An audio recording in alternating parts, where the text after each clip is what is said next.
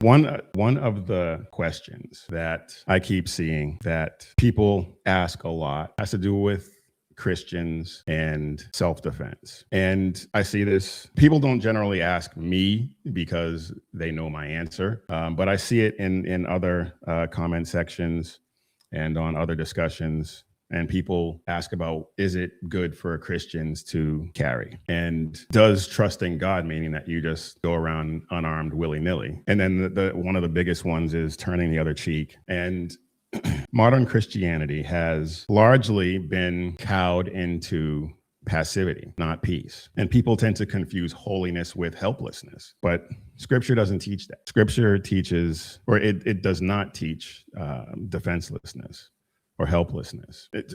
Just look at what happened in Minneapolis. Protesters storm a church, disrupt worship, intimidate the congregation, scare the kids. Where was security? Somewhere along the way, Christians were told and began believing that trusting God means outsourcing common sense. Nothing could be further from the truth. God explicitly defines himself as a warrior. Exodus 15:13, the Lord is a man of war. This is not flowery, metaphorical poetry in the Bible. This is a concrete description of God. And the Bible shows us many times where people take up arms for God's purposes. And he commands preparation and expects vigilance.